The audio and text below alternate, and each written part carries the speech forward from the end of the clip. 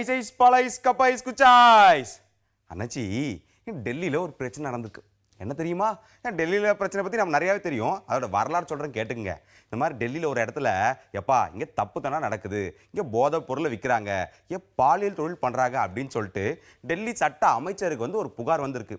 உடனே எப்பா நான் நேரடியாக வரேன்னு சொல்லிட்டு அங்கே நேரடியாக போய் ஒரு நடவடிக்கை எடுத்திருக்காரு. இதில் ஒரு கூத்த பாருங்க. அவர் என்ன கம்ப்ளைண்ட் பண்ணியிருக்காரு, எப்பா போன இடத்துல எனக்கு போலீஸ் ஒத்துழைக்கல அப்படின்னு சொல்லிட்டு இந்த போலீஸ் மேலேயே வந்து புகார் கொடுத்துருக்காரு. அதனால பாருங்க இந்த டெல்லியில் தர்ணா போராட்டம் அப்படின்னு ஏகப்பட்ட பிரச்சனை நடந்தது. இப்போ கடைசியில் ஒரு கூத்து என்ன நடந்திருக்கு தெரியுமா? அந்த சட்ட அமைச்சர் இருக்கார் இல்லையா, அவரு மேலேயே கேஸை போட்டிருக்காங்க.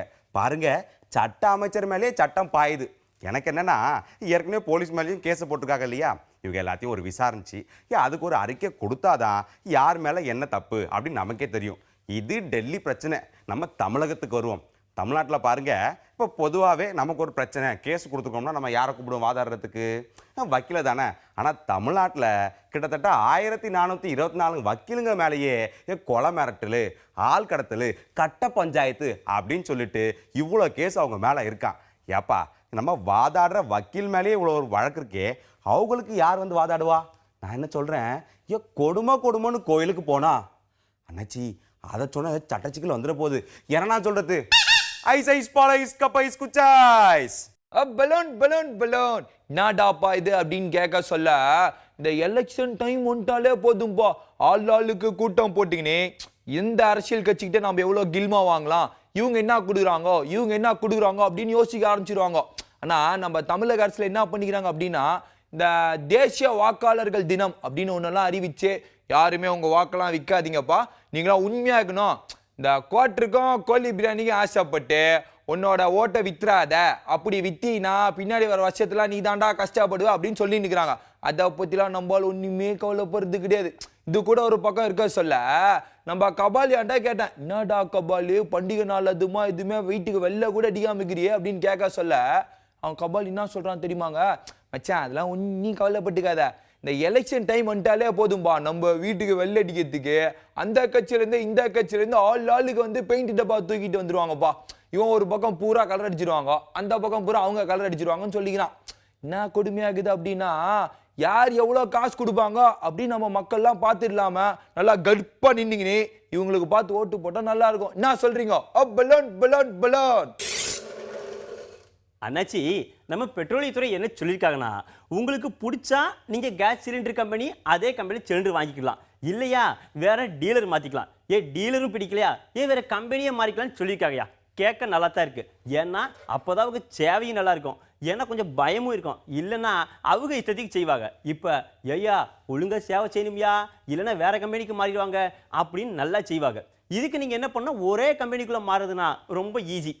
வேற கம்பெனி மாறினா மட்டும் கொஞ்சம் கஷ்டம். அது என்னென்ன வைங்களேன், நீங்கள் நேராக போயிட்டு உங்களோட பழைய சிலிண்டரு அது மட்டும் அந்த ரெகுலேட்டரு அதை அவங்ககிட்ட ஒப்படைச்சிடணும். ஏன்னா கம்பெனி மாறுபடுது இல்லையா, அப்படி ஒப்படைச்சிட்டு ஒரு ஃபார்ம் கொடுப்பாங்க, அதாங்க ஃபார்மு விண்ணப்பம், அதை வாங்கிட்டு வந்துட்டு வேற கம்பெனியில் மாறிக்கிடலாம். இதுக்காக நீங்கள் எச்சா பாருங்க கட்டணம் எதுவும் கட்ட தேவையில்லை, அதே கட்டணம் தான், அதே டெபாசிட் தொகை தான். இதெல்லாம் கேட்க நல்லாவே இருக்குது. நான் என்ன கேட்குறேன்னா, மக்களுக்காக இவ்வளவு நல்லது செய்கிற நம்ம பெட்ரோலியத்துறை பாருங்க, மாதம் சிலிண்டர் விலை ஏற்றுறாங்க, அது மட்டும்தான் கொஞ்சம் கஷ்டமாக இருக்குது. அதுக்கு பதிலாக அவங்க எங்கள் சிலிண்டர் விலை கம்மியாக கிடைக்கும் அப்படிங்கிறத சொல்லிட்டாங்கன்னா நம்ம மக்கள் எல்லாரும் அதே கம்பெனிக்கு மாறிடுவாங்க. என்னென்ன சொல்கிறது, சரி தானே? காசு மேலே காசு வந்து கொட்டுகிற நேரம் இது, வாச கருவா ராசு லட்சுமி தட்டுகிற நேரம் இது, கொட்டினா நீ எப்ப தன்னா போட்டியா அப்ப தெரிஞ்சு வச்சு உனக்கு பாட்டு தெரியாதுன்னு. அப்படியா சொல்ற குப்புசாமி? நானும் ஆரம்பிச்சிட வேலைய. சரிதான்.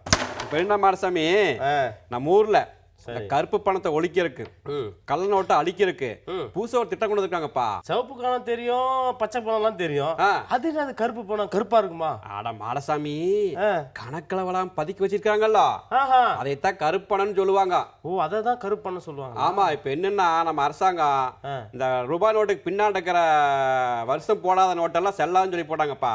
ரூபாய் நோட்டுக்கு எக்ஸ்பைரி டேட் வருது. ஆமா. இப்ப 2005க்கு முன்னாடி வந்த நோட்டெல்லாம் செல்லாது, அதனால கொண்டு மாத்திக்குங்க. ஐயோ அப்புறம் 50 100 நம்ம கிட்ட இருக்கிறதுலாம் அதெல்லாம் கொண்டு வந்து மாத்திக்கங்க, பேங்க்ல கொடுத்து புது நோட்டா வாங்கிக்கிங்க அப்படின்னு அரசாங்கம் சொல்லி போட்டாங்க. சொல்லிட்டாங்களா? ஆமா, என்னன்னா மாடசாமி, நம்ம கிட்ட இருக்கிற 50 100 கொண்டு போய் மாத்திக்கலாம். இந்த லட்சக்கணக்கா பணத்தை மூட்டை கட்டி வச்சிருக்காங்கல்ல வீட்டுல, ஆமா, அவங்க எல்லாம் எப்படி கொண்டு போய் மாத்த போறாங்கன்னு தெரியல. அதான பாவம், காதுலயோ குளத்துலயோ கொட்டு போறான். பண்ணாலும் பண்ணுவாங்க. இது கூட பரவாயில்ல மாடசாமி, சுவிஸ் பேங்க்னு சொல்றாங்கல்ல. ஆமா ஆமா, பெரிய பேங்க். ஆமா, அதுல கோடிக்கணக்கான ரூபாய் நம்ம ஆளுக்கு போட்டு வச்சிருக்காங்க. அதெல்லாம் என்ன பண்ண போறாங்கன்னு தெரியல. அந்த தேடனுக்கு தேல் கூட்ட மாதிரி ஆகி போச்சு இப்ப நிலைமை. இது கூட உனக்கு தெரியல குப்புசாமி, கவர்மெண்ட் அதை மாத்தி குத்துறோம் அப்படிங்கிறியா? பண்ணாலும் பண்ணுவாங்க. இப்ப நம்மளுக்கு எதுக்கு, நம்ம காயன்னு போட்டுருவோம். போடுறோம் பாரு. சூப்பரான செய்தி, நம்ம செய்தி.